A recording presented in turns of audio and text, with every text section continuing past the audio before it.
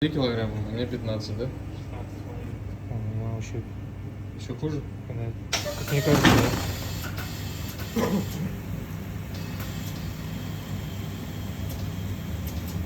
А 10-15 это как раз балансировка, да, сейчас показывает?